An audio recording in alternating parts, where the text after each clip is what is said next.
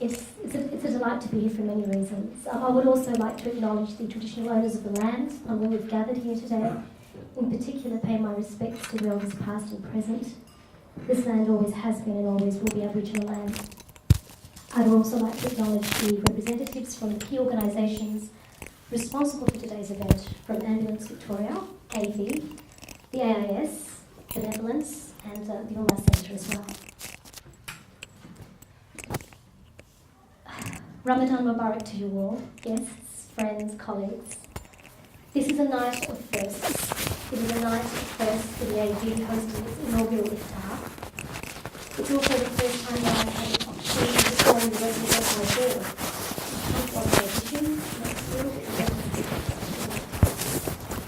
It's also my first official invitation to Iftar, and what becomes the bandwagon of Iftar who seems to know what I mean.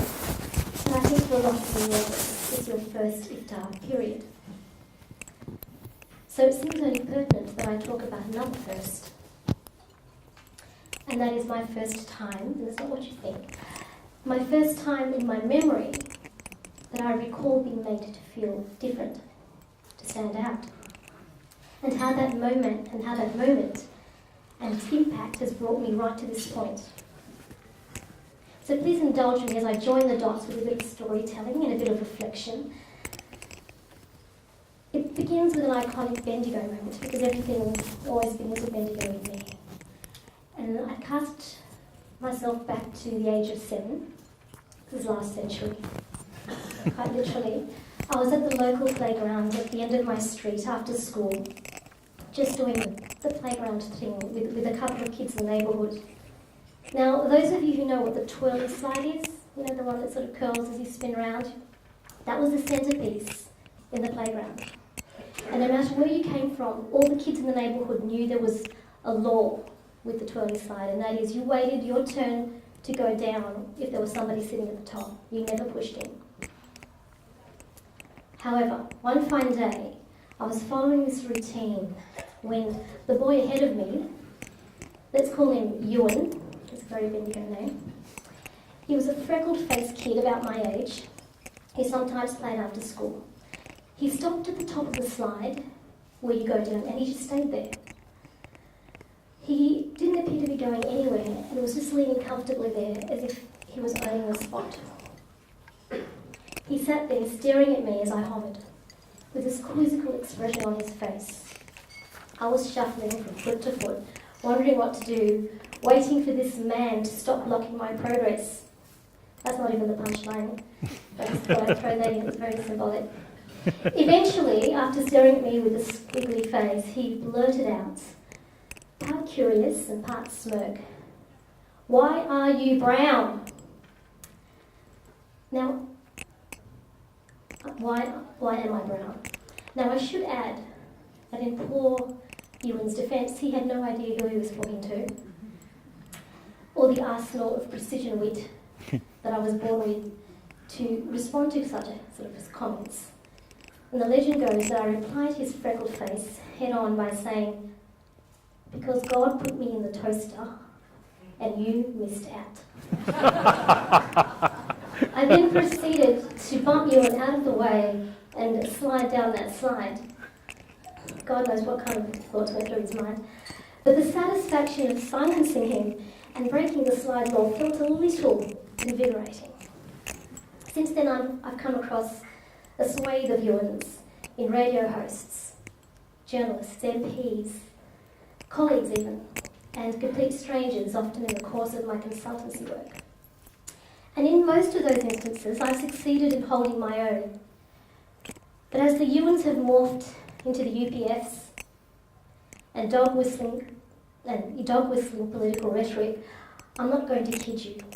It's been harder to sail down the slide, especially when laws and legislations have located Muslims as the other in a dichotomy that puts us and them as the new norm. On the flip side, my experience in the sector has availed me to some fierce, fabulous role models, much like Ken Lay, who've championed causes of education, anti-discrimination and ending violence against women. They've unwittingly spurred me on to make a noise. And while I take pride in confrontation and holding my own, I know this is not the experience for many Muslims in a climate of Islamophobia, and this climate is increasingly representing the discourse today for all things regarding Muslims and Islam. The reality for tens of thousands of Muslims is they've been brushed with a broad stroke of non-negotiable identity, as if being Muslim and Australian were incompatible. The paucity of this statement would be ludicrous if it weren't so debilitating. Today, among the many hats or turbans that I wear, they include author, curator, cross-cultural consultant, and director. Through this work, I discuss racism, identity, and belonging. And the requirement to speak authentically is crucial. I don't fit a stereotype, and why should I? I'm a whole lot of parts. I am a Kenyan-born, of Indian origin, Bendigo-raised, coffee-drinking, chocolate-hoarding, book-loving, turban-donning, feminist, Muslim, exhausted activist. And I won't compromise on any of those titles, and why should I? I believe in challenging norms people have about me and assumptions they have about me and countering them with actual engagement. My mantra has been to own your narrative before someone else owns it for you. For there are few things more disempowering in this climate as a person of colour than to be constantly spoken about, but never spoken to. Assuredly, you will rarely, if at all, hear about the Aussie Muslim doctors, lawyers, Olympians, artists, or teachers, but they're all out there. Look closer and you'll see we have prominent success stories. We have MasterChef finalists, amazing race contestants, award-winning authors, CEOs, chief surgeons, MPs. We even have a gold bogey winner. Hence, when the chance to sit on the AV board presented itself, I saw this as a critical opportunity to walk my talk and occupy a space not traditionally representative of culturally diverse mindsets, with a view to represent that voice and cohort with an intention to promote broader social inclusive practices as core practices. And it's for this same reason that I encourage Australian Muslims considering vocations to consider a career as a paramedic. The impact you can make reaching out to individuals from all backgrounds, in many cases servicing the needs of Muslim families in crisis, is an enormous boon. Our participation in the emergency sector is traditionally low, yet when you ponder the values of what AV paramedics bring to their work ethic, of service, compassion, assistance, excellence and selflessness, these are values consistent with faith principles we are all urged to uphold. So that's my call out for tonight, to contemplate career choices that help you to give back. Plus you get to ride in these really cool vans, get nice uniform, and you get to have a siren, maybe, I don't know, and there's helicopters, it's amazing. The importance of the sector like AV, acknowledging the worth of events like this and what they represent, has broad-reaching implications.